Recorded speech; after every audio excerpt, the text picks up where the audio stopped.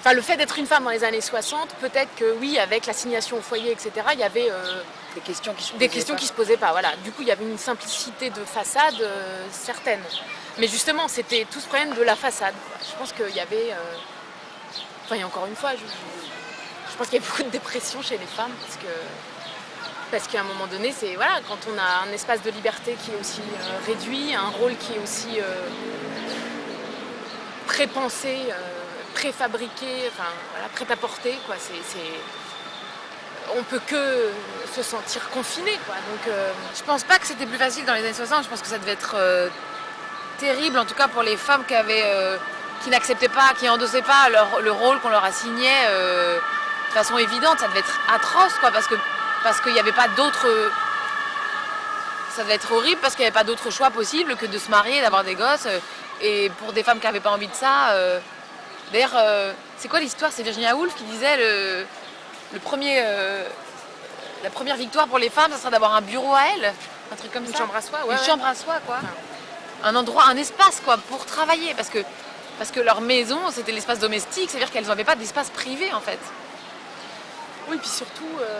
Et donc, pour se réaliser. Oui, c'est ça. Se réaliser,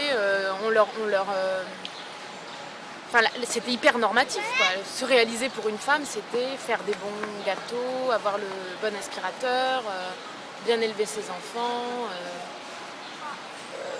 Mais je suis pas sûre que... Enfin, c'était plus simple, certainement, pour celles qui arrivaient effectivement, à se mouler à enfin, à ce rôle-là, à accepter, à ne pas... Je pense que c'est une question de conscience. Ouais. Tant que la conscience n'est pas éveillée, eh ben, ça se passe bien. Et ça, c'est valable pour toutes les dominations, quelles qu'elles soient. Donc c'était toute la presse féminine, tout concourait à ne pas éveiller les consciences et donc à ce que ça passe mieux. C'était Claire, donc notre metteur en scène, qui a trouvé cette phrase. Elle dit, mais en fait, la désinformation, c'est la vaseline de la domination. Et c'est vraiment ça, quoi. Je l'ai noté. C'est classe. C'est classe, quoi. Alors, c'est vrai qu'on peut se poser la question aujourd'hui, donc nous, pour notre génération, la génération qui vient après la génération des années 60, enfin les femmes qui avaient 30 ans dans les années 70, on peut se demander, oui, ben maintenant on a le choix. Et donc en fait, il est aussi angoissant ce choix, quoi. Tous ces choix, tout ce qu'on peut faire aujourd'hui en France, quand on vient dans certains milieux, encore une fois, quoi.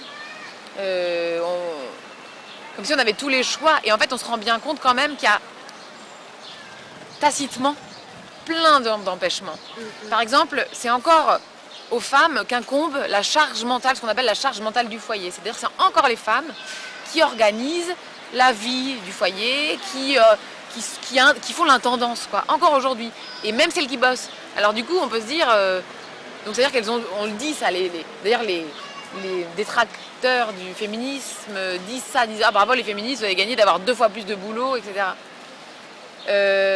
En fait, c'est juste qu'il y a un truc qui n'est pas résolu de la place accordée aux femmes quand elles deviennent mères, quoi. Qu'est-ce qu'on fait du foyer? En fait, donc ça repose complètement... Il faudrait reposer la question de la parentalité et du partage des tâches et du travail, quoi. En fait, le problème, c'est que ça pose des questions... Mais c'est juste que ça... fondamentales. Mais c'est là où on arrive juste sur la question des hommes, quoi. C'est que ça pose la question de... Qui sont les pères? Qu'est-ce qu'être père? Qu'est-ce qu'être...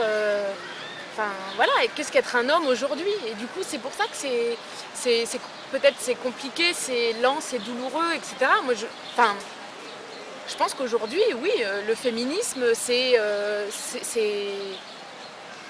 aussi... maintenant, l'idée serait que des hommes soient féministes, quoi, vraiment. Et d'ailleurs, il y en a plein. Parce qu'effectivement, la question, elle est là. C'est, ok, comment en fait on vit vraiment à égalité aujourd'hui, maintenant, quand on a des enfants. Ça veut dire, bah voilà... Et c'est pas simple parce que tout ça, voilà, ça vient aussi, c'est l'éducation, le poids de la culture, comment on éduque les filles, comment on éduque les garçons.